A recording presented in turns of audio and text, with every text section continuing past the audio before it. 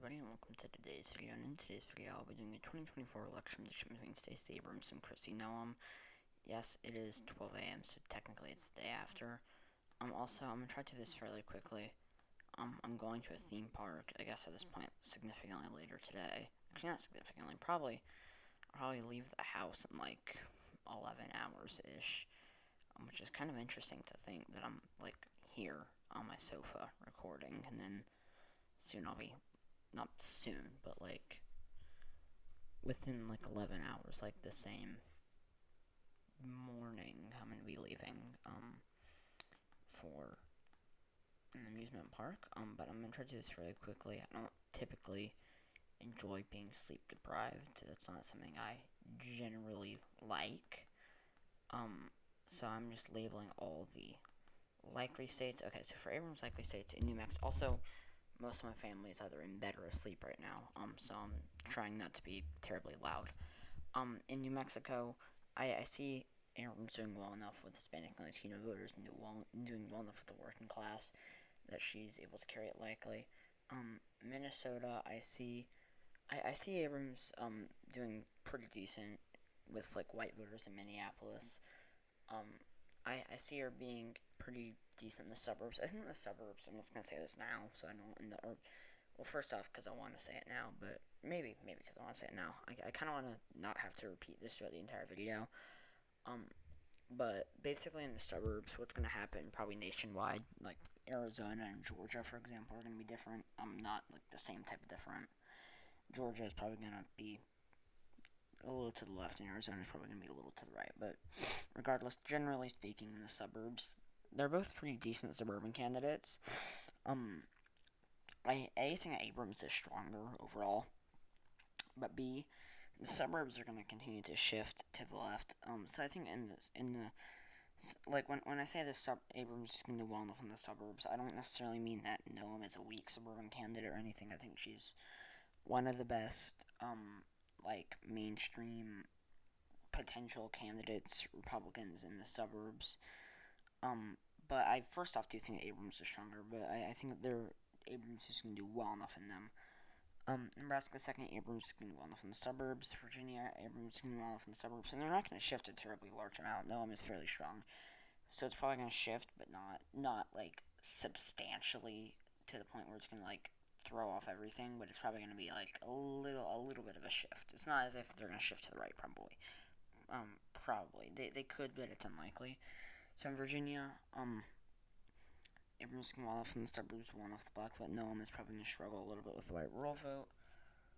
Maine at large, Abrams is going to do well enough with white rural college educated voters. I see it still shifting to the right, but I see her doing well enough. For Noem's likely states, Nebraska's first. Abrams is going to do well enough in the suburbs to push it down, or I guess keep it likely or push it down to likely. Plus, Noem's not going to get the same rural turnout that Trump did. Sorry if you're hearing something loud. There's like a helicopter by my house or something. Anyways, in Kansas, Noem is going to get less rural. She's going to turn out less white rural voters. And, Abrams is going to do well enough in the suburbs. Missouri, Noem's going to turn out less rural voters, and Abrams is going to retain enough turnout from St. Louis and Kansas City to be able to only lose it by a likely margin. Mississippi, and South Carolina, actually. Noem's going to turn out less rural voters, white rural voters, whereas Abrams is going to do well enough with the black vote.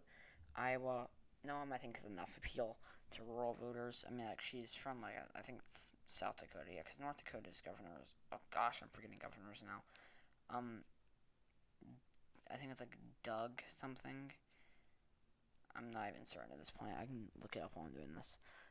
But I see Noem still being able to turn out enough white rural voters. I see it being, like, a very low likely, but I also don't think that Abrams is a particularly strong candidate for rural voters. I don't think she has loads of appeal to Obama to Trump voters, which could hurt her, or probably would, but I think it'll probably shift. I think it'll probably shift to the left anyways. Doug Burgum, that's his name. In Indiana, Noem's going to get less rural turnout. Abrams is going to do well enough with the working class. I think Abrams is actually deceptively strong with the working class. I think she's going to do well enough with the working class. Noem is going to struggle with rural voters. Abrams is going to do well enough with the black vote, and she's going to do well enough with white voters in Indianapolis. Do well enough in the suburbs to be able to shift it to the left. In Alaska, Abrams is going to do well enough with Native American voters. I think they're going to continue to turn out and shift it farther to the left.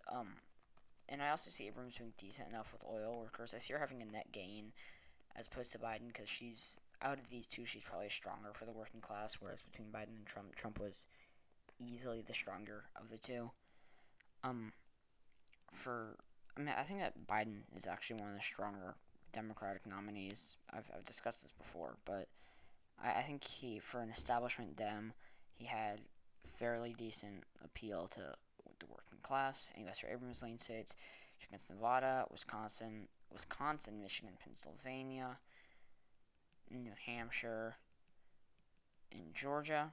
Nevada, Noem's going to turn out less rural voters. Abrams is going to do well enough for the Hispanic and Latino vote. Across Wisconsin, Michigan, Pennsylvania. Wisconsin's the most conservative, Michigan's the most liberal, and Pennsylvania's in the middle. But I see Abrams doing well enough with the black vote, and doing well enough in the suburbs, and having enough of a net gain with the working class to be able to carry them all in, whereas Noem's probably going to struggle with the rural vote, or at least turn out less rural voters. New Hampshire, Noem I see as being probably stronger, or is probably going to do better with white rural college-educated voters. Georgia, Abrams is going to do pretty well with the black vote. Noem's going to struggle with white rural voters. If it were against someone like Mitt Romney, I think I've already done this prediction. Honestly, Georgia could be likely. I'm not even certain if I said that, but Georgia could be likely. But I see Noem having enough appeal. I think she's Trumpist enough to turn out enough white rural voters. Not that I think of it. I might have already been in this earlier. No, it was another prediction I was considering doing. Or actually, I think I was gonna do, but it was kind of weird. But I see Noem having enough appeal to what white voters are, even though they make up a smaller share of the electorate in the suburbs, what are there. But it's still going to be a fairly decent showing for Abrams in the state. For Noem's lean state, she gets Texas, Ohio, and Maine second, which I think is actually going to be surprisingly narrow. In Texas, Noem's going to turn out less rural voters. Abrams can do well enough with the Hispanic and Latino vote and do well enough in the suburbs to push it down to being lean. Ohio, I was kind of conflicted as to whether or not to put this as likely or lean, but I see Abrams doing well enough with the black vote, doing well enough with the working class, and doing well enough in the suburbs with Noem, turning out less rural voters that it just goes to Abrams, or that only goes to Noem lean. Maine second, I think this is going to be surprisingly close. I think Abrams actually has enough appeal to I think she has enough of the populist appeal that she can more or less pull off a fairly narrow loss in the district. And for the tilt states, Abrams gets Arizona and North Carolina, whereas Noem gets Florida. Arizona really can go either way. It could go either way. But in Arizona, I see Noem struggling enough in the suburbs. I think she's too Trumpist to the point where she can have loads of appeal to traditional conservatives. I see realistically just a lot of them not turning out, and Abrams doing well enough with the Hispanic and Latino vote that she's able to narrowly carry the state. I feel like a lot of people actually overestimate how far, or underestimate how conservative Arizona is at this point. But North Carolina, Abrams can do well enough. Abrams can do well enough with the black vote, well enough in the suburbs, and do well enough with the working class, whereas Noem is probably going to struggle with rural voters. Florida, Noem is going to I'm only gonna give this to her tilt. Actually, this should probably be lean.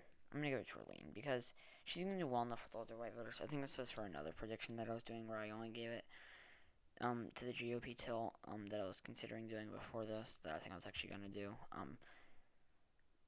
Honestly, it should be lean. Noem's gonna do well enough with older white voters, do well enough in the suburbs. Abrams is gonna do decent with the Hispanic and Latino vote, but I don't see it being enough. Thank you guys so much for watching this video. If you enjoyed it, please leave a like below. Stay tuned for my next video, either tomorrow or significantly later today. Subscribe to the channel if you haven't already. Please comment your suggestions down below. And I'll see you all in my next video. Bye.